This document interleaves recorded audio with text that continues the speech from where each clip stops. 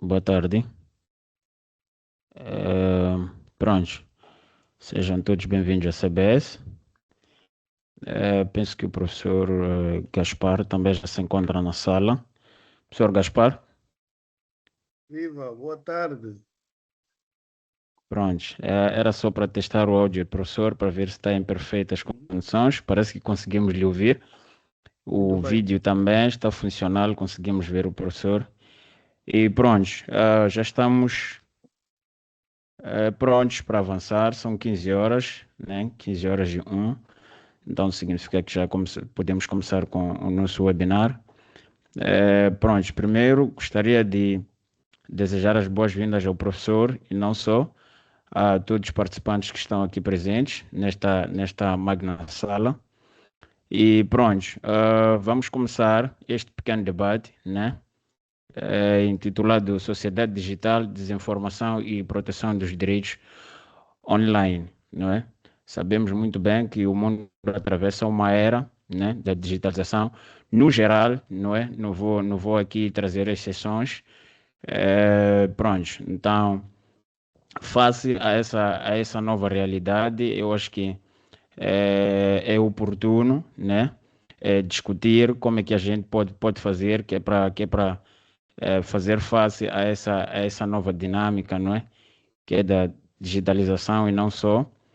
E pronto, ninguém melhor que o nosso professor, não é? Jornalista e advogado, e não só especialista em proteção de dados, o professor Gaspar, para nos debruçar um bocado sobre esta temática.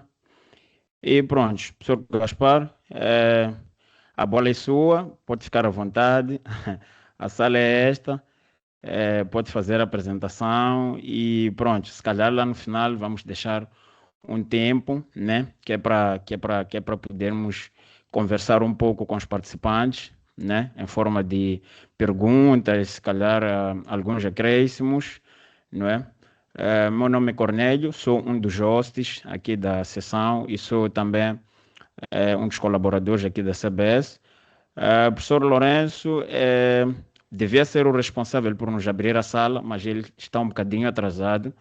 Então ele mandou uma mensagem a dizer podem avançar, eu estou atrasado, mas acredito que até o fim da sessão ele estará aqui conosco. Então, professor Gaspar, por favor, fique à vontade. Boa tarde novamente a todos. Muito obrigado pelo convite. Desde já agradecer a doutora Cátia Fernandes por essa ponte. E, antes de mais, parabéns também por permitir esse diálogo. Eu tenho feito comunicações, às vezes, com o pessoal do norte da África, né, anglófona. E fico assim, às vezes, preocupado com essa, às vezes, falta de diálogo da nossa parte na lusofonia, mesmo com esta facilidade da língua portuguesa, não é? Então, os meus parabéns, agradeço imenso pelo convite e, na verdade, é uma sessão para aprendermos todos, né? Como disse muito bem o host, é um desafio comum, né? Então, estamos todos aqui para aprender. Vou partilhar um pouco daquilo que vai se passando em Angola. Bom, introdutoriamente é isso que pode dizer. Eu, como já se falou brevemente, sou jornalista há mais de 2 décadas, agora mais ligado à advocacia e consultoria jurídica nas áreas de proteção de dados, cibersegurança e inteligência artificial. Portanto, vamos fazendo esse caminho. Eu penso que é tudo. Gostava de aproveitar o tempo para entrar já na nossa conversa. Cati, já me pode ajudar na questão da partilha? Bom, Eu posso dar auxílio. Eu vi, não sei se foi a professora Cate ou foi o professor Gaspar mesmo, mas já tinha aqui o slide a projetar. é, acho que era, não Sim, sei sim, sim, agora. eu vi o slide, acho que foi a professora. Será a professora? Vamos lá tentar novamente. Ok,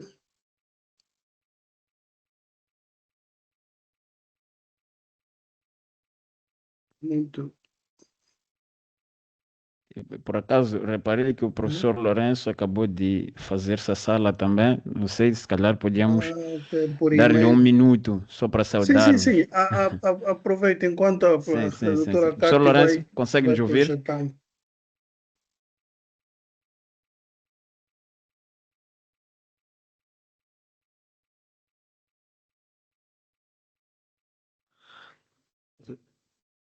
Ela entrou, depois saiu. Ah, tornou a sair. Então, pronto, podemos continuar. Acredito que no final vamos deixar que ele deixe alguma palavra aqui para nós. Bom, Professora, en- consegue fazer a projeção? Ok, enquanto.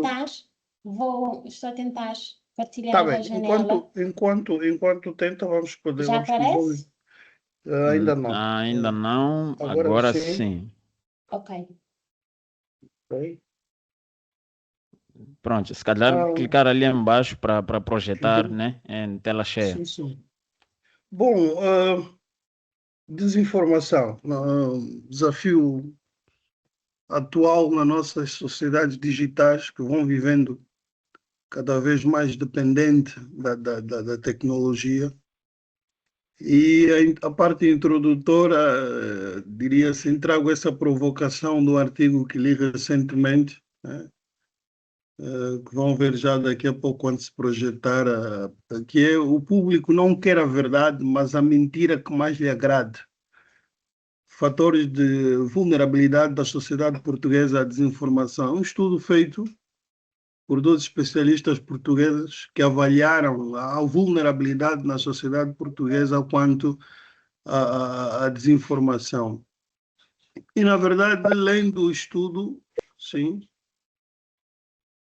lendo o estudo, nota-se que muitas das vulnerabilidades aí apresentadas são comuns já às nossas sociedades. Mas antes de entrarmos para o cerne da nossa questão e depois dessa provocação sobre como o público hoje quer a verdade que mais lhe agrade do que efetivamente aquela que corresponde aos factos, importa distinguir aqui alguns conceitos básicos sobre a desinformação. E começo por dizer que hoje nós vivemos numa era em que quase todos os setores estão dependentes de tecnologia. Okay? No caso da Angola, por exemplo, nós somos, segundo o último censo de 2024, somos aproximadamente 26 milhões de habitantes. As Nações Unidas já projetam para quase 40 milhões de habitantes. Cerca de metade dessa população hoje tem acesso à internet. Isto é um problema fundamental. Tem acesso à internet. Sim, sim, já conseguimos? Não. Bom, continuamos então, como dizia, cerca de metade de hoje da população angolana tem acesso à internet. E a principal fonte de informação que tem é efetivamente as plataformas digitais e não necessariamente os jornais tradicionais. Primeiro é que eu penso que posso continuar. Consegue ouvir-me perfeitamente, não? Sim, Só conseguimos. para Eu é que não confirmar. estou a acompanhar a apresentação. Opa. Pode o host partilhar? Não sei se tem um Eh, documento. professora, se puder, até podia mandar-me, né? Pode deixar aqui no chat No do chat? Teams. Ok. Sim, sim. Se Peço calhar é Então desculpas fica melhor. aí. fácil de descarregar e já lançar para a tela. Está bem. Peço desculpas aí pelo transtorno. Não sei se eu também. Não, não, professor, já vamos resolver. Essas coisas acontecem. E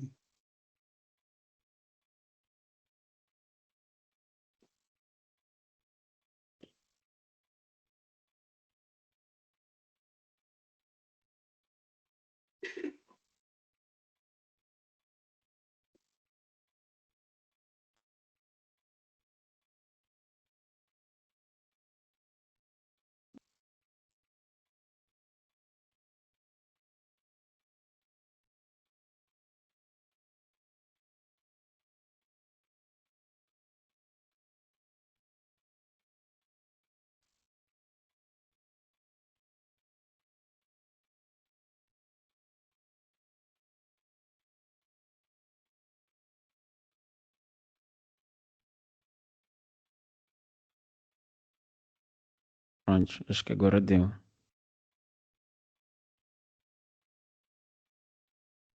Deu? Funcionou? Há bocado ela já esteve a projetar há bocado.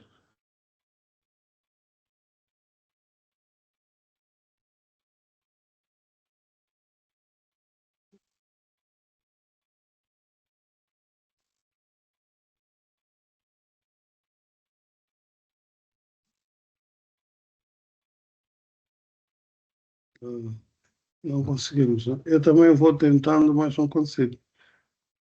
Ah,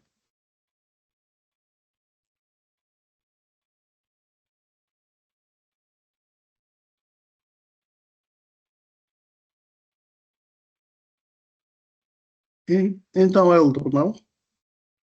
Não se consegue visualizar, não é? Não, conseguir ver, estamos a ver, não é? A tela? Sim, conseguimos ver. Opa, deixa eu ver, experimento. Estou na segunda. Agora está no terceiro, está no Ah, segundo diapositivo agora, primeiro. boa. Ah, Sim, então sim, pronto. sim. Epa, muito bom. Pronto, então podemos avançar, não é? Yeah, se calhar Ah, podia clicar no botãozinho para projetar aqui embaixo, ao lado da... Exatamente. ok. Sim. Está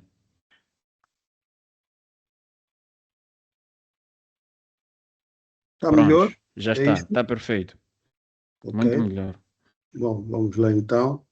Bom, dizia, como podem ver, Angola, o último censo revelou aí que somos 36 milhões de habitantes, mas já há dados das Nações Unidas que apontam já para 40 milhões. Então, 17 milhões de angolanos são hoje utilizadores da internet. Com isso, há alguns benefícios, naturalmente, maior acesso à informação, democratização da comunicação. Como disse, eu sou jornalista já há alguma década, e quando comecei a internet em Angola não tinha penetrado ainda assim no setor da comunicação social. Hoje, os jornais físicos são poucos, a meia dúzia de jornais físicos que circulam em Luanda. Grande parte dos meios de informação são efetivamente nas plataformas digitais ou nos sites dos órgãos de comunicação. Então, temos aqui um benefício também resultante da democratização do acesso à comunicação. Depois do crescimento das redes sociais, uma realidade também transversal a todos os países, e a digitalização dos serviços públicos, né? Ainda meio lento, mas já vai acontecendo. Associado a isso, temos naturalmente vários riscos. Um deles é o que nos leva aqui a conversar, que tem que ver com a proliferação da desinformação e campanhas de manipulação, sobretudo muito ligado ao ódio, violação de privacidade, ataque a jornalistas, portanto, muito ligado a isso. Temos aqui, se por um lado temos oportunidades, benefício, por outro lado, temos muitos desafios. E um deles é efetivamente a liberdade de expressão.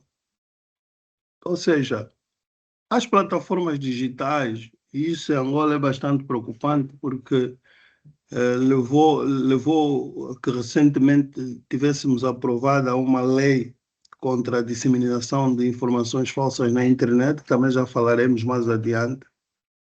Portanto, como dizia, este acesso de internet por parte da população, quase metade da população, muitos deles naturalmente nos centros urbanos, enfim, se por um lado democratiza o acesso à comunicação, à liberdade de expressão e sobretudo o direito à informação, que é na verdade um direito hoje, um direito fundamental, o direito à informação.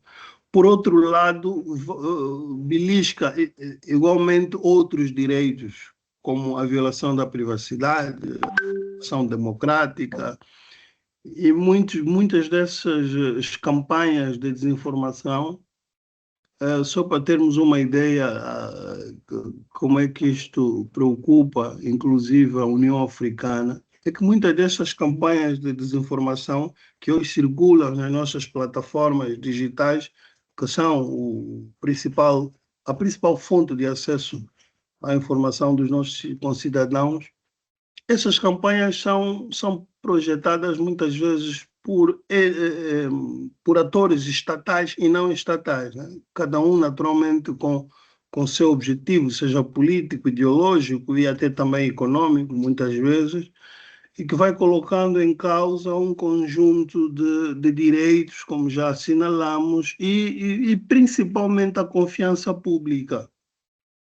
Nós em Angola, eu penso que Moçambique e alguns países da África também já vivem isso.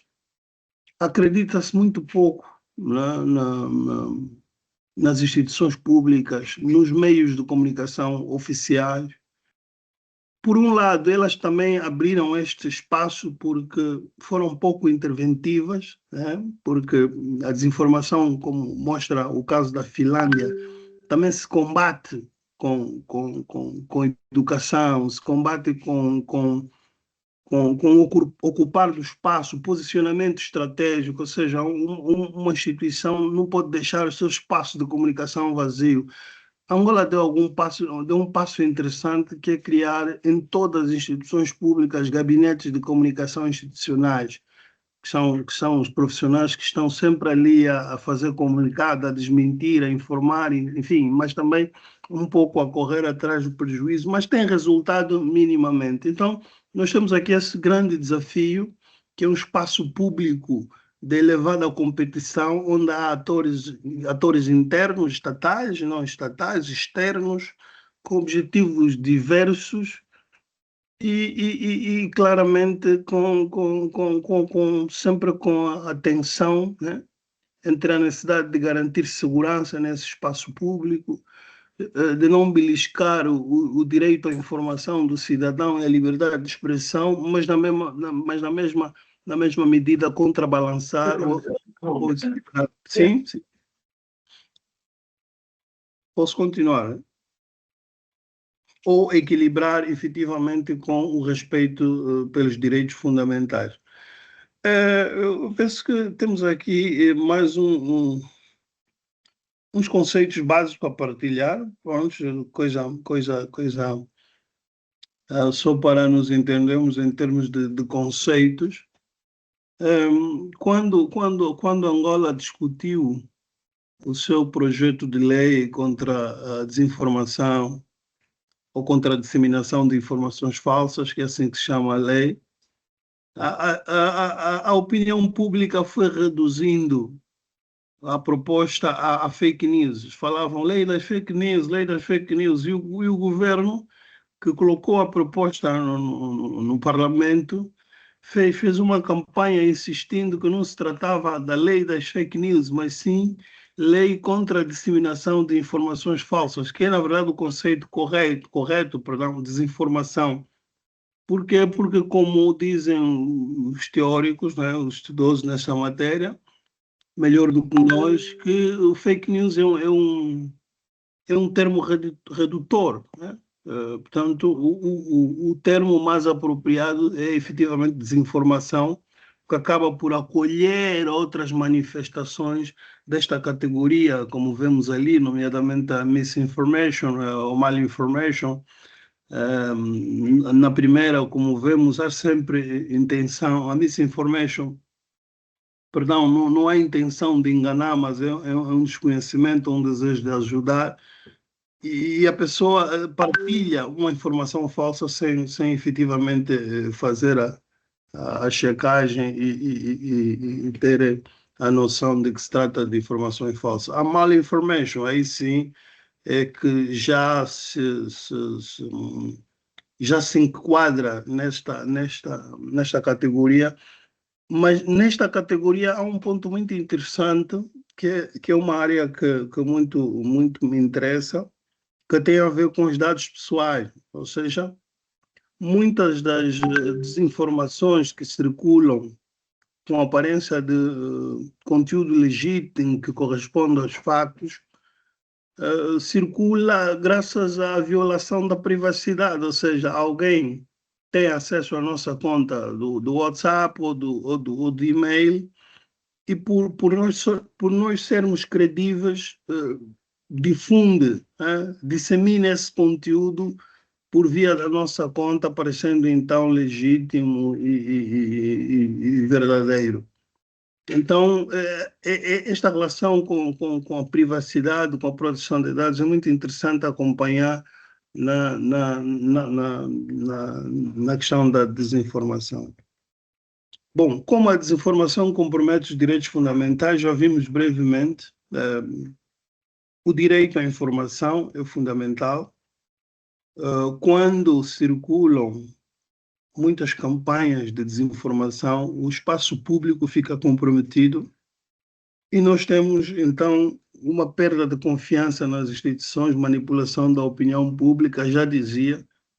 No caso da Angola, isto é hoje um grande desafio. Não admira que nós tenhamos hoje uma lei que penso que deve entrar em vigor assim que seja publicada dentro de algumas semanas.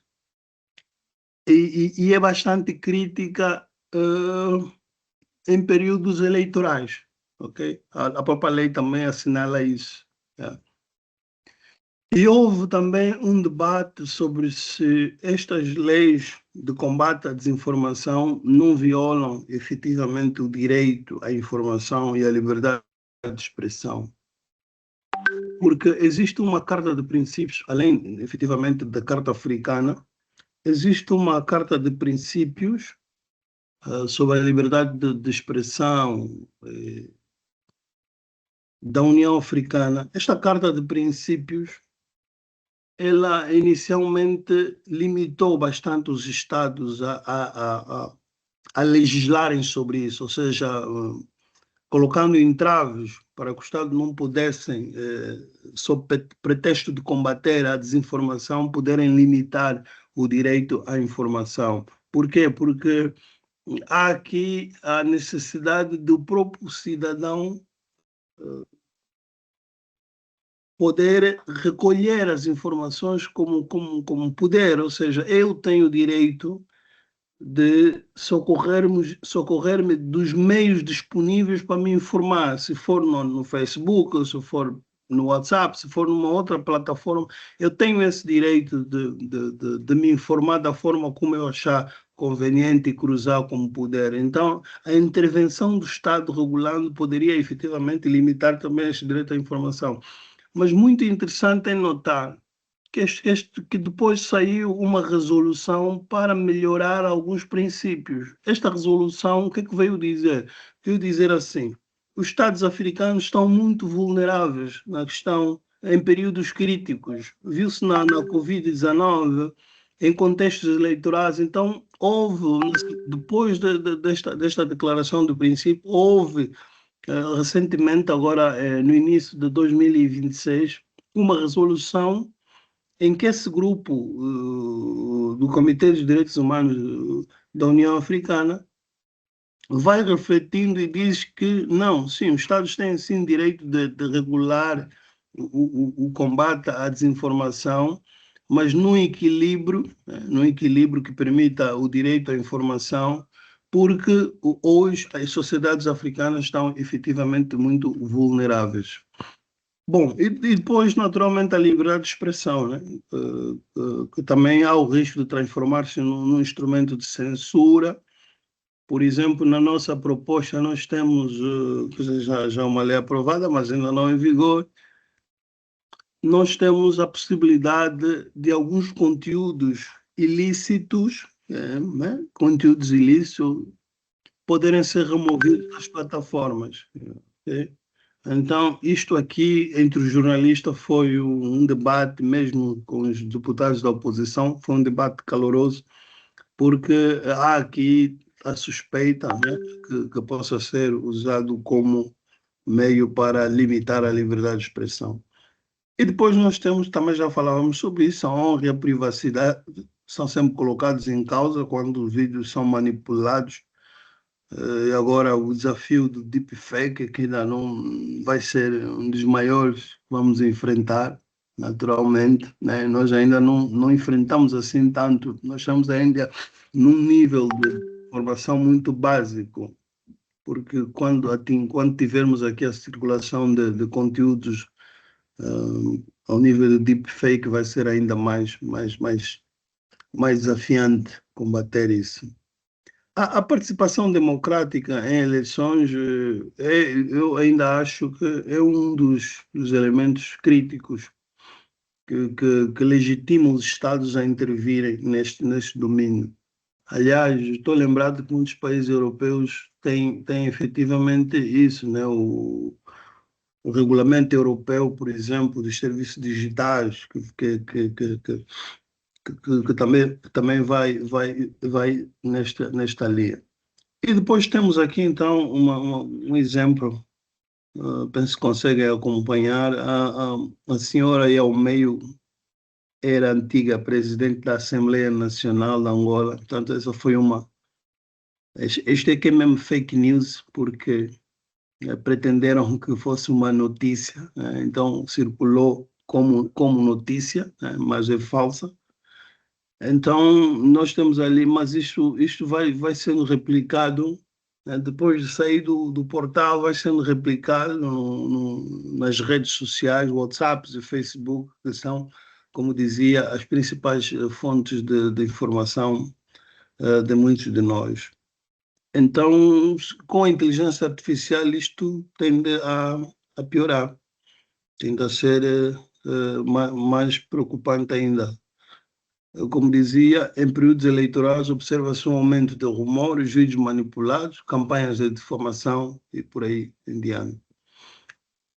O enquadramento que se pode fazer o ponto prévio é a questão que sempre se colocou, eu penso que também se coloca em países como Moçambique, penso que Cabo Verde não, a professora Cátia Fernandes se calhar pode depois intervir, mas penso que Cabo Verde já deu algum passo positivo, inclusive tem um centro de fact-checking, né? Coisa que nós também precisamos acelerar. Bom, enquadramento jurídico, a questão que se colocou é: precisamos de uma lei de combate à desinformação?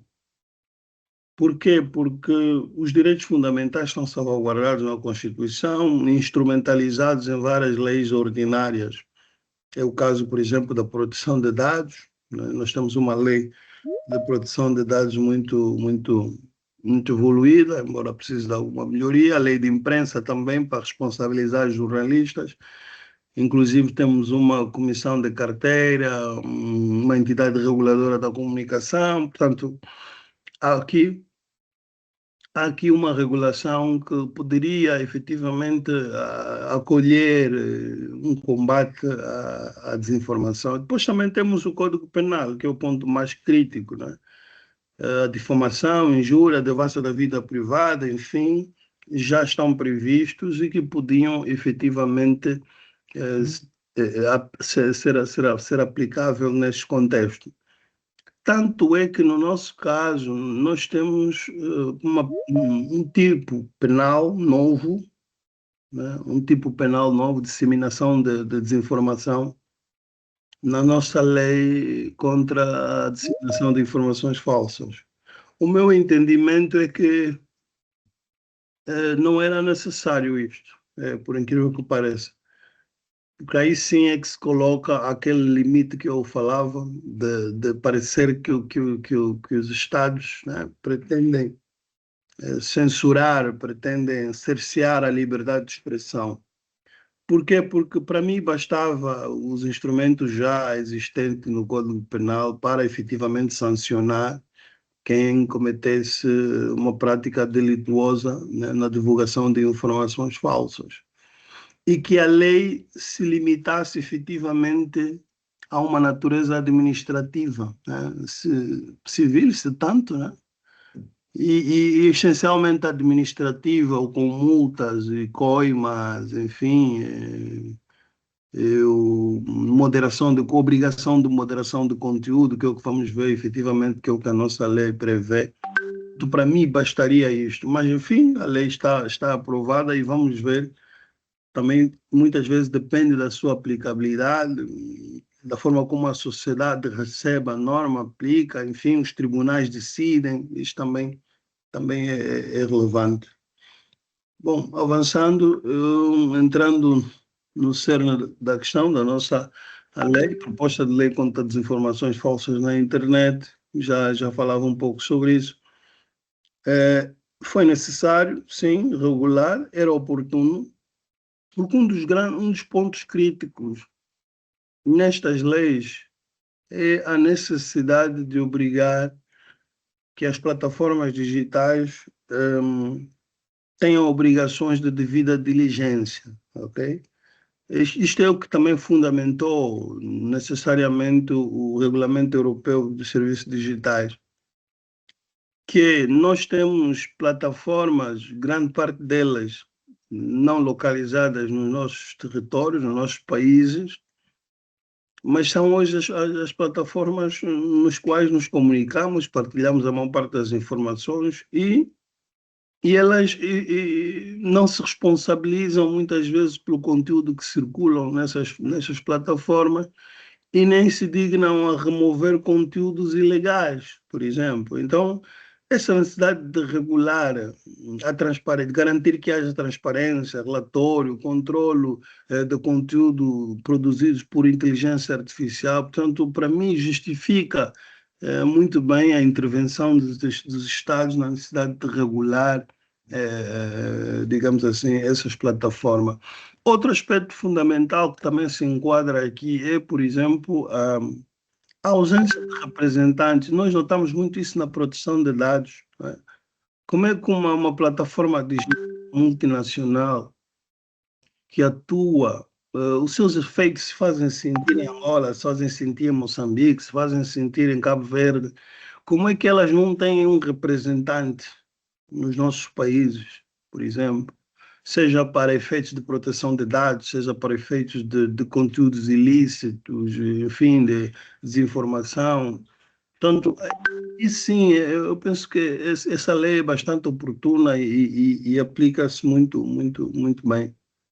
E depois a nossa lei também traz sanções contra ordenações, que eu acho que também é ideal, alguma previsão de responsabilidade civil, mas a questão da criminalização penso que é problemática e talvez um dia o Tribunal Constitucional derrube isso, ou mesmo a prática venha mostrar que é uma norma, enfim, inoportuna.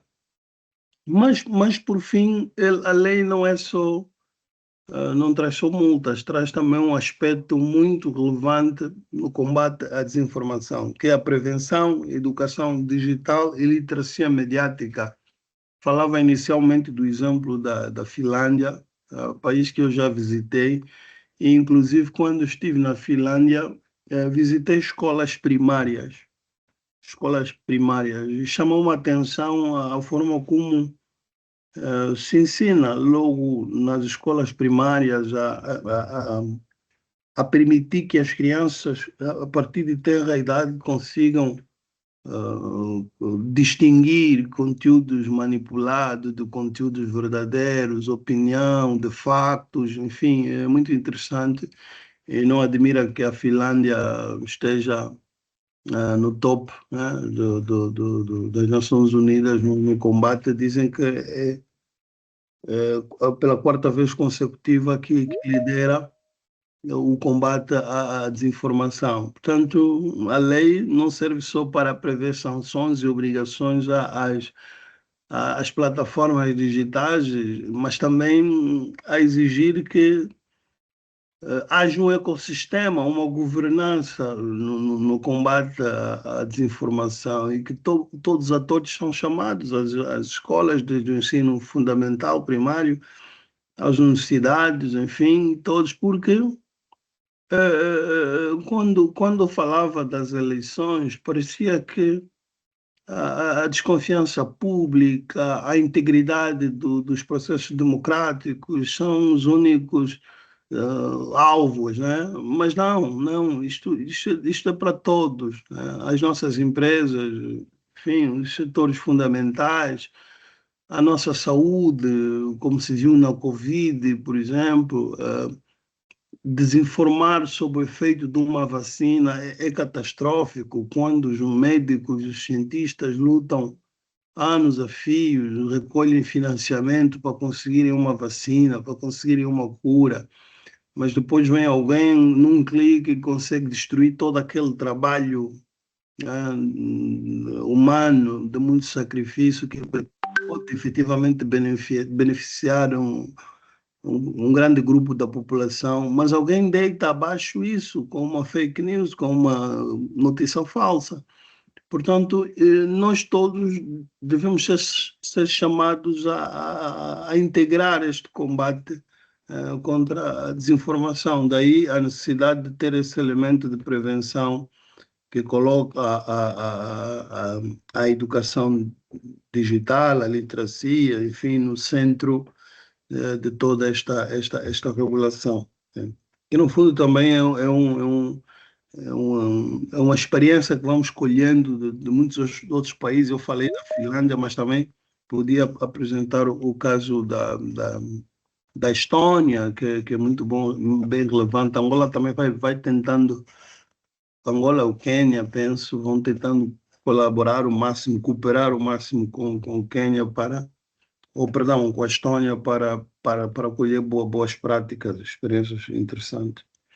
Bom, então nós temos aí um pouco a previsão da nossa lei contra ordenações, né? Advertência, coima, suspensão de serviços. A suspensão de serviço vai se dar efetivamente quando determinados conteúdos forem comprovadamente ilícitos.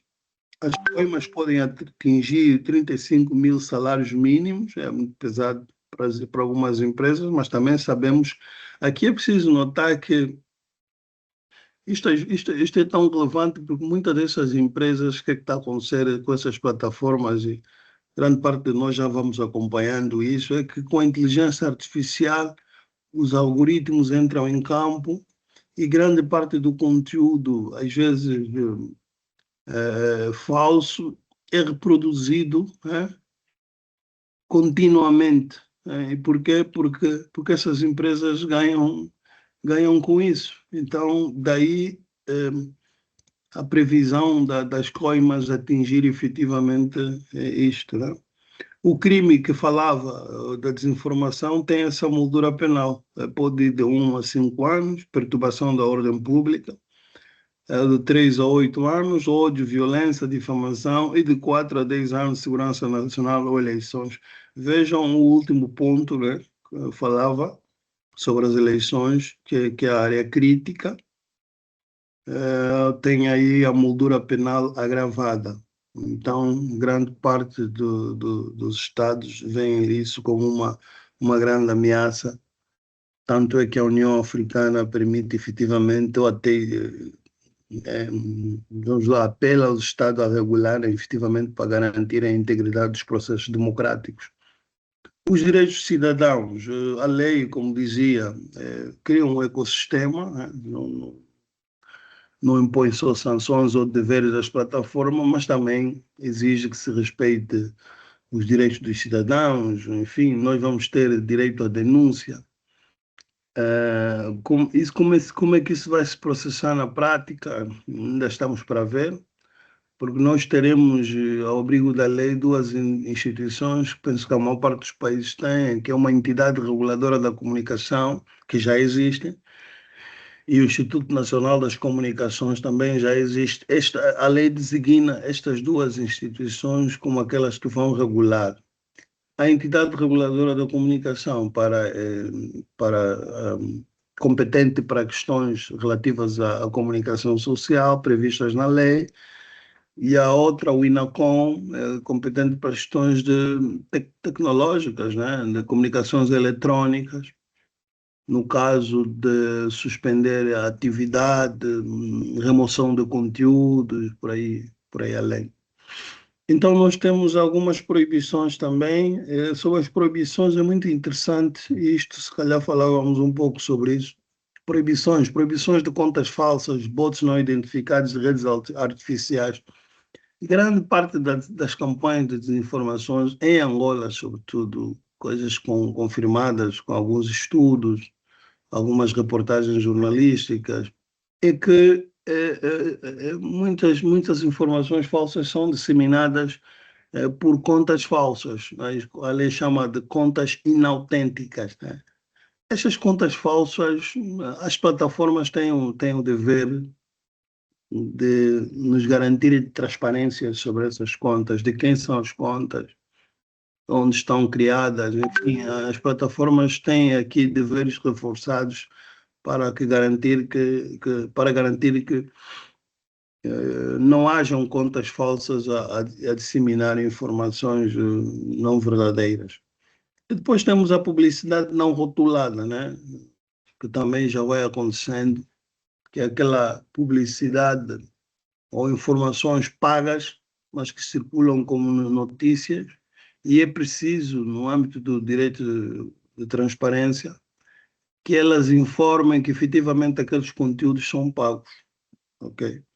Por último, de uma maneira geral, na nossa lei, as plataformas vão ter essas obrigações, né? Transparência de conteúdos que podem ser movidos, relatórios sobre contas suspeitas ou inautênticas e, por último, um mecanismo de recursos e parcerias com fact-checkers.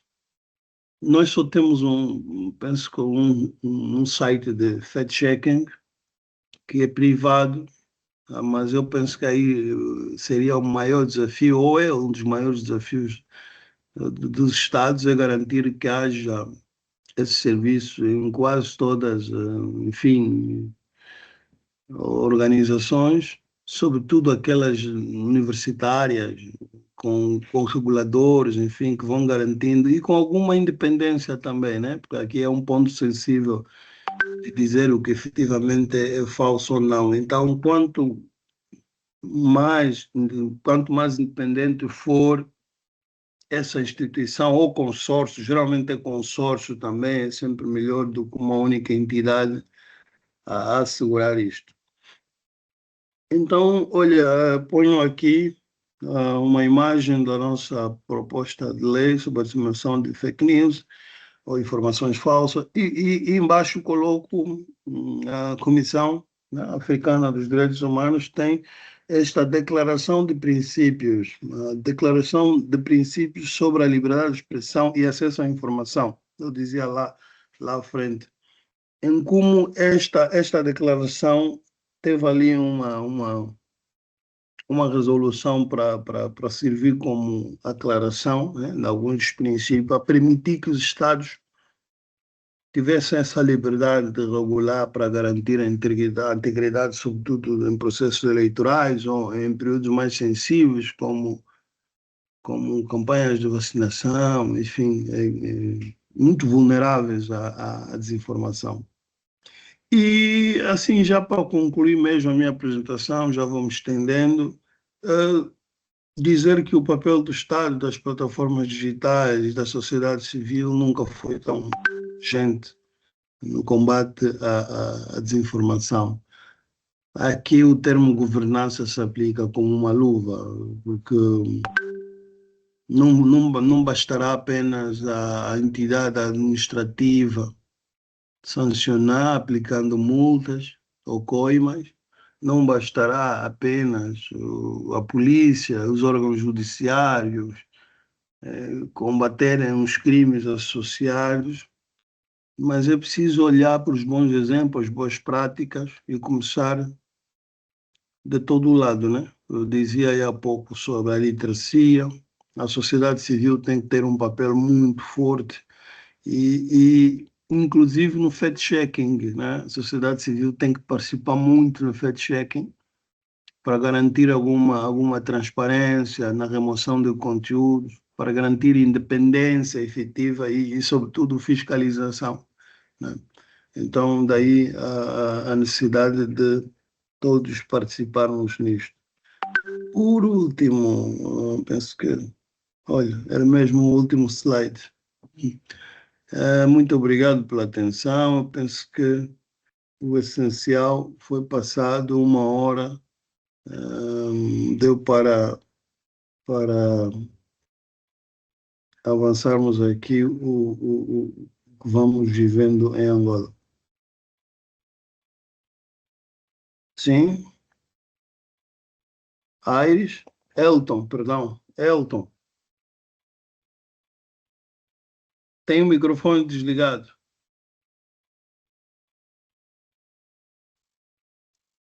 Sim, professor, boa tarde. Viva, boa tarde. Como está, professor? Tudo bem, do vosso lado. Tá tudo bem, tá tudo bem. Muito Do bom. meu lado é só para agradecer pela belíssima aula.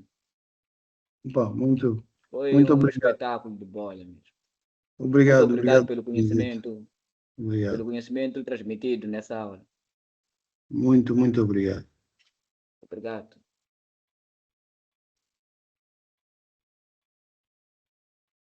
Bom, já que acho que alguém levantou aí a aproveitar. mão. Não Sim? sei se posso aproveitar a oportunidade antes do Sr. Wilson Wassamba Sim, falar. olha. É muito rápido.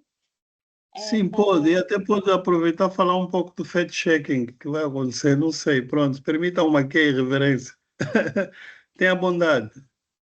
Pronto, antes de mais, doutor Gaspar, é agradecer a sua amabilidade por ter aceito o convite para vir partilhar conosco as suas experiências e os estudos e também as palestras que tem feito à volta desse tema para a comunidade Nossa Palavra e também para a lusofonia.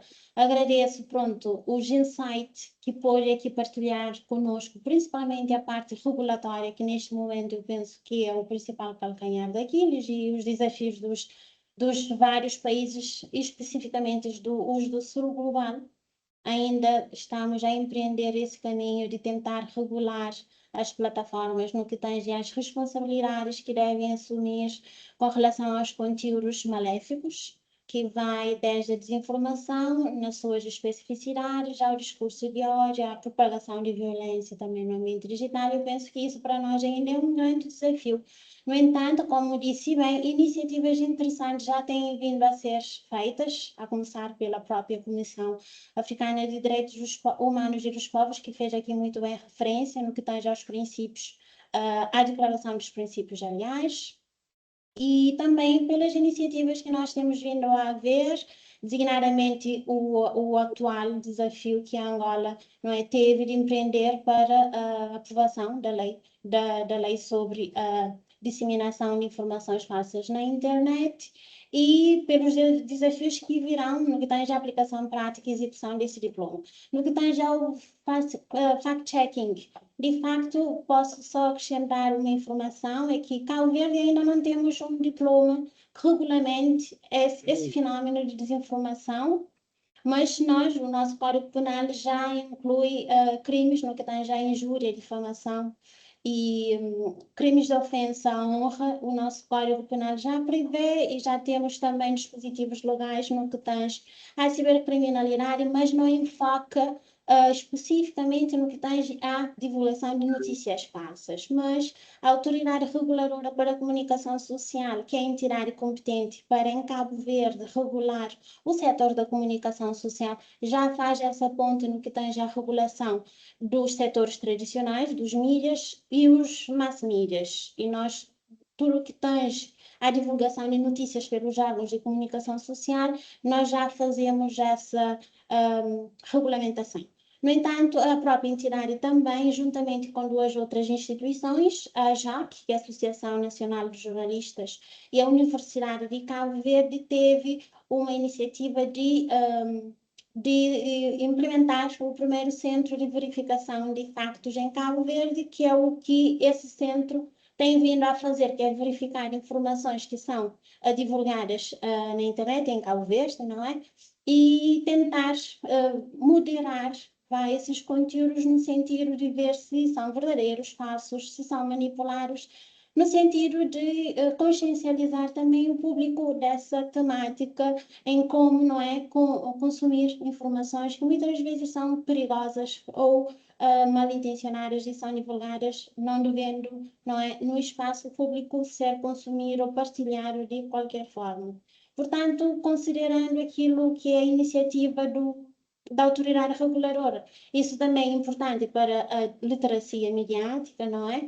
No sentido de educar as pessoas, de formar as pessoas, no sentido de saber identificar quando uma informação pode ter sido, não é, manipulada ou é tudo falsa. penso que é um grande trunfo também que a entidade implementou. Ainda está, pronto, está o centro no início das suas atividades, mas eu penso que é promissor no sentido de que a sociedade merece esse tipo de literacia, de facto. Portanto, os comentários que eu tinha por hora são essas e agradeço a excelente aula, como disse bem o Dr. Elton, que o Dr. Gaspar nos presenteia hoje com. Agradeço, pronto, a sua partilha e dou espaço para mais comentários e ou perguntas. Muito obrigado, doutora Cátia Fernando, também por esse reparo aí de vindo de Cabo Verde. Muito bom, muito bom. Obrigada, Nunes. Ok. Acho que o Wilson Wassamba tem a mão levantada. Não sei se está a ouvir. Estou a ouvir sim, estou a ouvir sim, Sim. obrigado. Tenha a bondade, por favor. Muito grato, doutor Gaspar. Já estava aqui a fazer a minha nota de reclamação pelo facto de estar a se fazer um resumo por parte daí também da colega. Sim, da doutora Cátia Tem a mão Fernando. levantada Sim. e não houve sequer alguma nota, mas obrigado, doutor Gaspar, pelo ponto. Uhum. Bem, eu por acaso achei muito interessante a vossa explanação e o esforço, doutor, que fez em tentar trazer todo este instrumento jurídico, as tentativas e a vontade do próprio Estado e não só da sociedade civil, em tentarmos melhorar aquilo que tem a ver com os aspectos normativos sobre a proteção dos dados pessoais e a questão da política ou do que é a nova tendência da desinformação. Eu, naquilo que pude acompanhar, pelo menos tive uma hora atento a ouvir, ative-me muito na questão da proteção dos dados pessoais. Portanto, há dois elementos que me chamaram a atenção, que eu considerei num primeiro momento, quando eu ouvi o Dr. Gaspar a falar, que eu considerei como se tivesse a minimizar o problema, quando na verdade o problema já está muito fundo, quando falou das deepfakes e também dos outros algoritmos manipuladores, ou que tendencionalmente nos colocam numa posição de nos colocar na situação. Bom, passa-me aqui o termo agora. Mas na questão do deepfake, professor Gaspar, vale acrescentar, acima da vossa abordagem, vale acrescentar que nós não estamos tão alheios e tão pouco podemos afirmar sequer que Angola ainda não está tão evoluída ou avançada na perspectiva de domínio ou compreensão sobre a deepfake ou sobre uma outra situação que tem a ver com invasões no que toca à proteção de dados. Vejamos, o ecossistema do mundo da proteção dos dados pessoais, o que eu posso dizer é que talvez Angola está a limitar o debate. Ou seja, o debate em Angola está apenas a circunscrever-se naquilo que toca à questão dos direitos civis. Portanto, se eu reparei, toda a abordagem do professor Gaspar, ali cerceou-se mais no que tem a ver os direitos civis. Mas vale lembrar, doutor Gaspar, que a problemática da proteção dos dados pessoais, ela evoluiu. Ela evoluiu da pauta dos direitos civis para um eixo central, que é da soberania nacional e da nossa própria política externa. O domínio dos dados da tua população, por parte do Estado, principalmente, nesse caso, o domínio dos dados do povo ou de todos os entes de um determinado Estado, confere ao Estado maior capacidade, maior pujança de poder, de controle naquilo que toca a esta grande ferramenta de tomada de decisão, que é os dados, ou os dados pessoais. E Angola, atualmente, eu posso lhe afirmar categoricamente, atualmente, é um grande acervo de mineradora. Angola é uma grande fonte de minas de dados. Neste momento, vou lhe dar aqui, a título de denúncia, portanto, é uma informação que eu posso lhe passar agora a título de denúncia.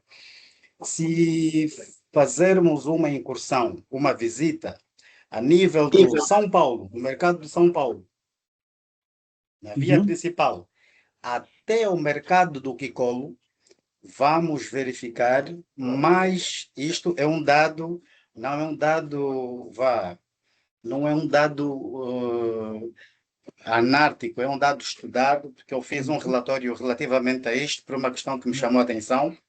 Neste corredor todo que eu acabei de indicar, vamos verificar mais de 100 lojas, dos chineses principalmente, que praticam, por exemplo, aquela modalidade de venda a parcelar, vendas parcelares de determinados produtos eletrônicos, por exemplo, que são os telefones que são vendidos. Repara, veja até onde os nossos dados foram ou estão a vazar, que nós estamos a perder a atenção e a vista disto, que a posterior ou num futuro muito distante, se não mesmo próximo, serviremos como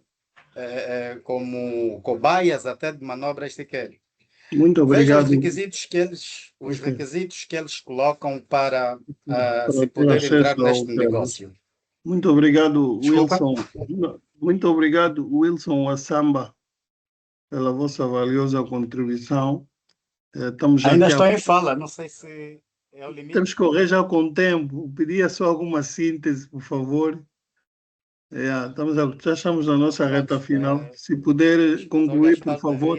Deveria ver a minha abordagem, portanto, não me permitiria fazer uma síntese nessa. Trouxe um elemento prático, era muito importante poder despertar. Sim, tenha bondade. Mas, portanto, pronto, está no seu ter em tempo, conta peço desculpas. Sim. Sim. Bom, não sei se Concluiu? devo continuar ou é o limite. Sim, se puder concluir rapidamente, agradecia, por favor. Ok. Não, eu estava a falar dos requisitos que estão, neste caso, nestas empresas. Quais os requisitos elas solicitam, por exemplo, para que se possa validar este tipo de contrato? Solicitam a cópia do bilhete, um número de telefone de um terceiro e as pessoas que vão levar o telefone nessas condições de pagamentos a moldes, elas ficam condicionadas, ou seja, a instituição que vendeu o telefone tem o domínio total do seu telefone, que é um tipo de software que é utilizado na Ásia há muitos anos, que, por sinal, é proibido por parte da Data Regulation da própria União Europeia. Usa-se um sistema de controle de dados aqui em Angola já há mais de 10 anos, por exemplo. Portanto, são essas questões que eu estava aqui mais ou menos a tentar trazer de forma pragmativa e dizer que nós servimos como uma forte mineradora de dados. É importante que a gente alargue o debate sobre a proteção dos dados pessoais, não só na perspectiva civilista, mas também na perspectiva de Estado, enquanto poder soberano. Obrigado. Muito obrigado, Wilson. Muito obrigado. Eu penso que antes de dar aqui a palavra ao professor Lourenço, né? Vou passar ao Aires, né? Tem a mão levantada há um tempo. Aires. Alô, sim. Falando na proteção de dados, tem uma teoria que eu escutei há um tempo. Só um minuto, Aires, por favor, só um minuto. Companheiros, alguém deve ter aí o som ligado, por favor. Se puderem desligar. Já sim. Podemos, Aires, podemos. À vontade. Sim. Tem um conceito que eu ouvi há um tempo, que acho também interessante.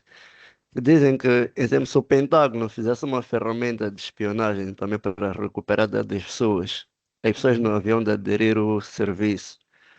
Então, qual seria a alternativa deles? É criar um aplicativo que as pessoas acedam por livre, espontânea vontade e gratuitamente, como Facebook, WhatsApp, Instagram. As pessoas vão voluntariamente deixar os dados lá, sem se aperceber Claro, que estão a ser investigados. Era mais nesse aspecto. Então, temos que ter cuidado também com as redes sociais. claro. E também a quem a desinformação beneficia, é um aspecto que temos que olhar. Se espalhou-se uma notícia falsa, a quem aquela notícia falsa está a beneficiar? Quem está a sair prejudicado e quem iria sair com o benefício disso? Mas também existem ferramentas para fazer fact-checking, como o Google Fact Check Explorer, Wayback Machine, Fast Check Markup Tool e organizações locais de fact-checking.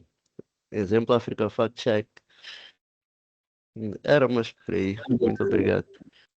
Obrigado aí pela contribuição, Aires, e ter indicado aí, olha, por acaso aí plataformas interessantes que já ajudam nisso. Agora penso que Open Academy é o professor Lourenço. Engenheiro Cornélio. Ok, muito gosto. Ok. Ficamos sem som. Está sem som. Yeah. Pronto, acho que está resolvido. Pronto. Ok, obrigado. Eu tenho uma pergunta, né? E vou sustentar com base no que fui acompanhando ao longo da explanação do professor, não Sim, é?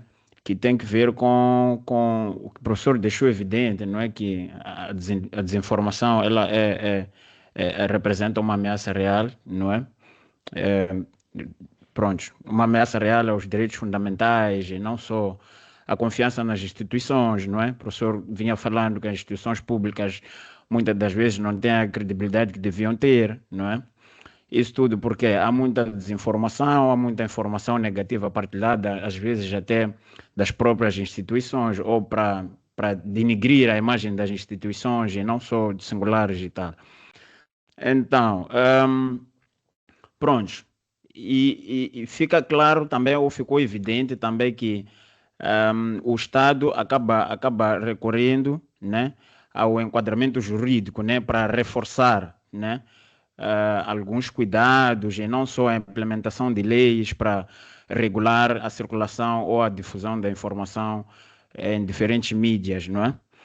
E daí surge-me uma pergunta, não é? Na perspectiva do professor, considerando esse contexto, né, ou esse enquadramento todo que eu trouxe, o professor acha que a educação, né, para a literacia digital poderia ser mais eficaz, vamos lá dizer, e a longo prazo, se calhar, do que a criminalização da desinformação, não é? O que seria mais eficaz? A educação, né, para a literacia digital ou criminalizar a desinformação? E caso seja, a resposta seja sim, é eficaz ou não, que medidas, se calhar, poderiam ser adotadas pelas instituições, né?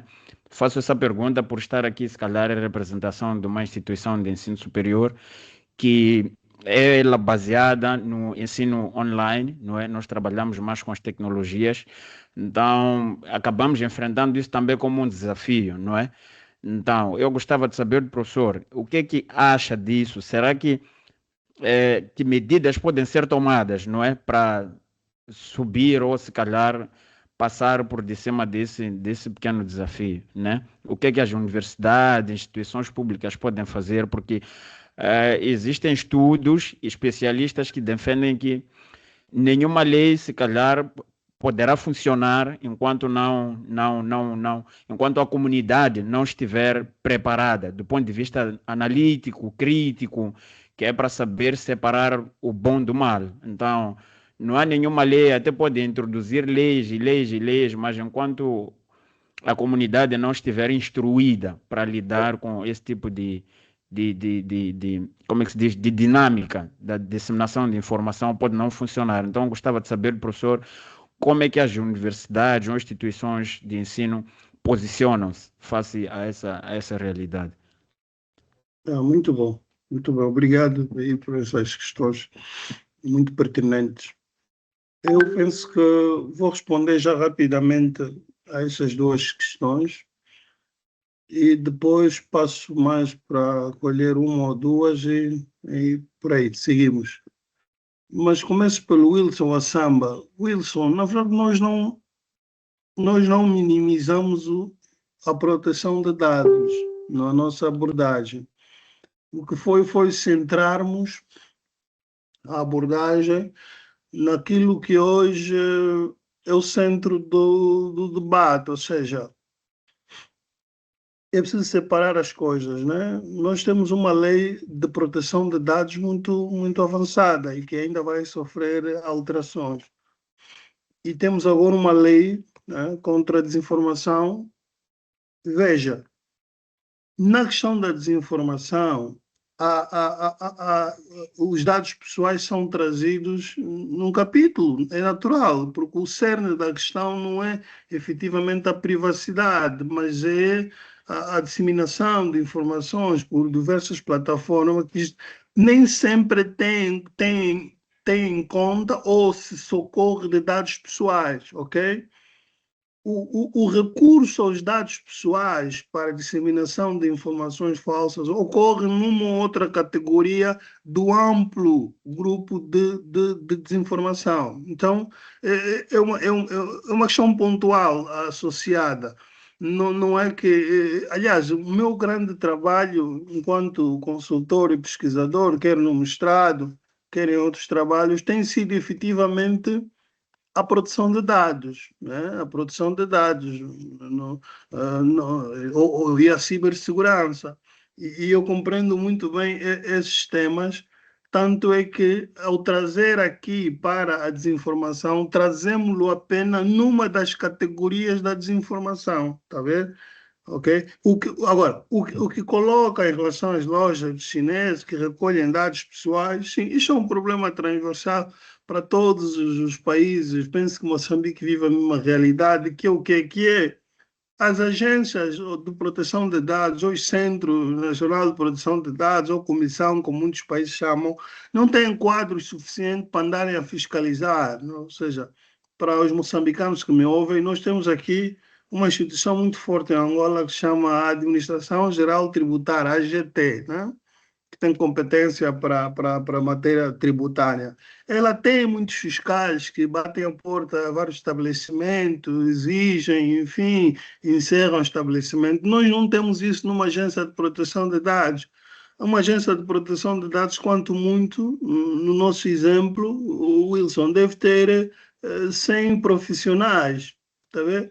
100 profissionais, dos 100 profissionais, provavelmente 2 dezenas é que são fiscais, que vão de estabelecimento a estabelecimento, fiscalizando. Então, elas precisam evoluir um pouco mais na fiscalização para garantir que até o pequeno estabelecimento, sei lá, uma pequena farmácia, seja sancionada, seja vistoriada, seja fiscalizada. O grande desafio é isso. Eu acompanho muitos relatórios de várias autoridades de proteção de dados. E o último que li foi de Portugal, que teve quase 2.000 processos em análise, só uma multa. Só uma multa. Portanto, é uma questão que vai levar algum tempo até nós conseguirmos efetivamente. Depois tem a ver com as multas também, né? Nós temos multas, um mínimo de $60.000. Né? Uma farmácia não pode levar uma multa de $60.000, tem que baixar os mínimos. Bom, eu penso que essa questão poderia nos levar muito tempo, mas dei assim o que pude. Quanto à educação, a questão que me coloca o engenheiro, a educação é mais eficaz do que a repressão, né, do crime? Eu seguramente penso que sim. Seguramente penso que sim. Veja, basta olhar para a criminalidade de uma maneira geral. Quem acompanha as cadeias, o sistema prisional, a repressão, quer dizer, deve existir, deve existir. Tem que haver repressão do crime e as instituições têm que funcionar, o sistema prisional, enfim, tudo tem que funcionar. Mas é preciso olhar para a essência. A essência é a educação. A essência é a educação. Com maior educação, com maior literacia. E na questão da disseminação de informações falsas, nós temos um aspecto interessante, que é quem são grande parte dos alvos da desinformação? Somos nós, os cidadãos. Nós, os cidadãos, é que consumimos essas informações falsas porque alguém pretende sermos manipulados, né? Alguém quer que sejamos manipulados, que acreditamos nisso e naquilo e não noutra coisa. Ora, se nós somos o alvo da desinformação, nós temos que estar preparados para julgar, para desmontar essa desinformação. Aí, nesse aspecto, a educação é fundamental. E os exemplos andam ali. Falei da Finlândia, falei da Estônia. São os países que estão no topo, naturalmente, mas tu tens outros países na União Europeia que fazem a mesma coisa, apostam na educação, na literacia. Não existe estratégia de combate à desinformação que não tem um pilar que seja a educação. Não existe, não vai funcionar.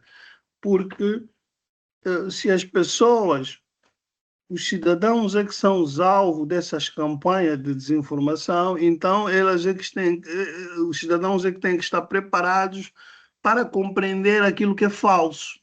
E se isso funciona, qualquer campanha não tem efeito, não é? Não tem efeito. Agora, outro aspecto interessante, já para concluir esta parte, sobre a criminalização. Veja, muitas campanhas de desinformação não são nem sequer feitas por indivíduos, assim, singulares, não, são organizações, digamos assim, de crime organizado, atores não estatais que se empenham-se nisto.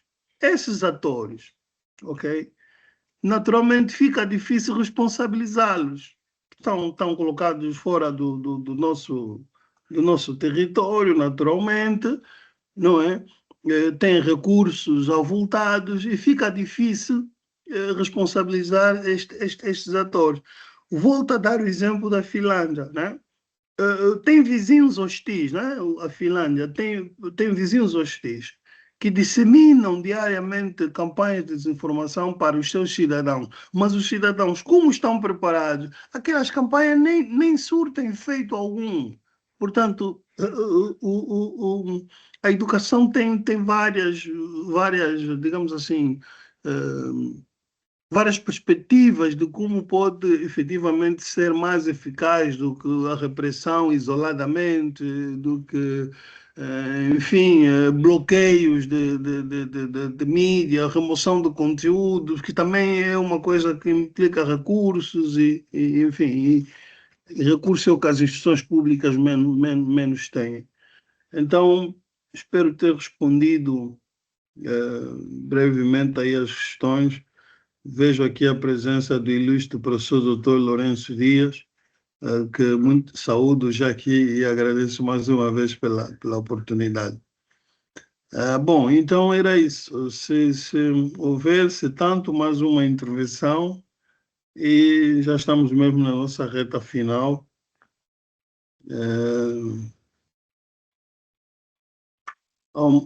Mais alguma intervenção? Bom, sim. Eu acho que não havendo mais uma pergunta ou acréscimo da parte dos participantes, podemos, se calhar, dar a palavra ao nosso ilustre professor Lourenço, né, que é um dos intervenientes que permitiu que cá estivéssemos nesta sala a debater esta temática que é de extrema relevância. Não é? Então, vamos deixar a palavra para o professor Lourenço saudar-nos e, se calhar, informar o professor que encontra-nos já de saída. Mas, pronto, agradecemos que o professor nos saudasse e saudar também ao professor Gaspar. Não é? E pronto, obrigado, professor. Primeiro quero agradecer de fundo do coração o facto do professor Gaspar Nicolas ter manifestado o agrado de estar conosco. Para nós é uma honra estar aqui.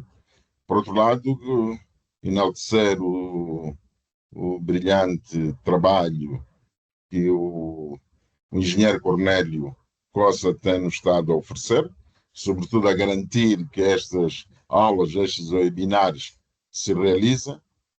Por outro lado, também agradecer a todos os presentes, insistir com os participantes que não se devem reservar para estas ocasiões só para eles, devem experimentar aquilo que nós chamamos o efeito do voto. Quando a gente vai votar, deve levar mais 3 a 7 pessoas.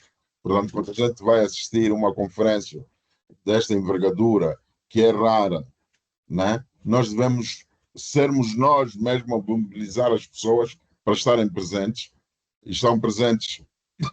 Não é fácil, as pessoas pensam que é fácil convidar um orador com a patente do professor Micolo, Gaspar Micolo, e vir dar e que toda a gente saiba que hoje ninguém faz nada de forma gratuita, mas nós com a nossa insistência e agenda, vocês não sei se sabem, o professor Gaspar Micolo é advogado, deixar tudo, perder 2 horas para estar connosco, isto é aquilo que eu chamo o processo reverso da filantropia, o processo reverso da responsabilidade social.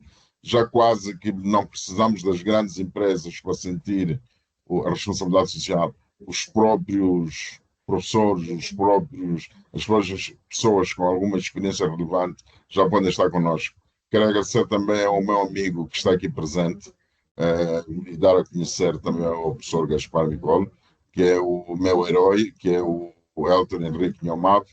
É uma pessoa incansável, embora de vez em quando adormece, como o professor Micolo viu, ele apanha sono, mas pronto, ele trabalha muito, acorda às 4 da manhã e depois fica até às 4 sem dormir. Então, quando apanha um intervalo de dormir, aproveita e dorme. Muito obrigado a todos, muito obrigado ao Aires, a todos presentes. Obrigado.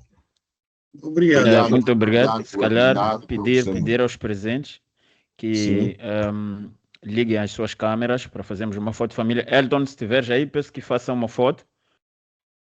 Mas temos que tirar a apresentação, não é, senhor professor? Sim, sim, sim.